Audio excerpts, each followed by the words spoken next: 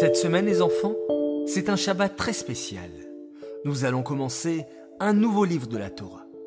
Tu te souviens qu'il y a 5 livres dans la Torah. Récitons-les ensemble.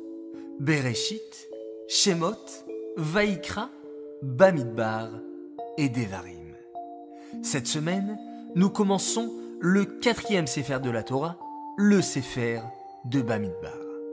Dans la Parashat Bamidbar, nous apprenons qu'Hachem va demander à Moshe Rabbeinu de compter les béné Israël. Mais pourquoi Hachem souhaite-t-il nous compter? Parce qu'il nous aime?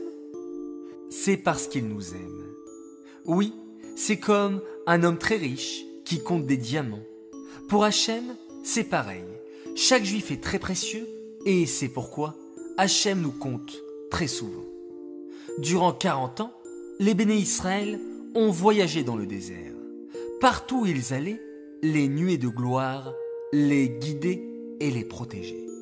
Mais attention, les béné Israël ne voyageaient pas n'importe comment.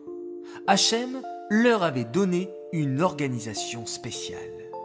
Au milieu des béné Israël se trouvait toujours le Mishkan, le petit Beth Amikdash, que l'on pouvait démonter et transporter tout au long du voyage. Le camp du Mishkan était le premier, le plus kadosh. Autour du Mishkan, il y avait le deuxième camp, le camp des Lévi'im. La tribu de Lévi était la plus spéciale de toutes les 12 tribus. Et autour de la tribu de Lévi se trouvait le troisième camp, le camp des béné Israël. Chaque tribu, quand elle voyageait, tenait un drapeau très spécial et très kadosh, le dégel. Les dégalim des tribus étaient magnifiques en soi et chaque dégel, chaque drapeau avait une couleur spéciale ordonnée par Hachem. Par exemple, le drapeau de la tribu de Réhouven était rouge, le drapeau de la tribu de Shimon vert, celui de Yehuda bleu, etc. Les tribus avançaient toujours dans le même ordre. Yehuda, Issachar et Zevouloun à l'est, Éphraïm, Ménaché et Binyamin à l'ouest, Réhouven, Shimon et Gad au sud, et Dan, Asher, Naphtali au nord.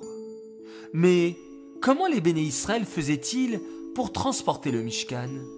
Il était bien trop lourd. En fait, le Mishkan pouvait se démonter, comme des Legos. C'était la tribu de Lévi qui avait le travail de transporter le Mishkan et ses kélim. Ils faisaient attention à ne pas les perdre ou à ce qu'ils ne s'abîment pas. Les Lévi'im avaient aussi la mitzvah de garder le Mishkan et ils jouaient de la musique et chantaient pour Hachem. Avant chaque voyage dans le désert, il fallait recouvrir les objets du Mishkan de 2 tissus pour bien les protéger. La paracha s'appelle Bamidbar qui signifie dans le désert, car c'est dans le désert qu'Hachem nous a donné la Torah. De même qu'un désert est à tout le monde, Hachem voulait nous enseigner que la Torah est pour chaque juif, qu'il soit grand ou bien petit.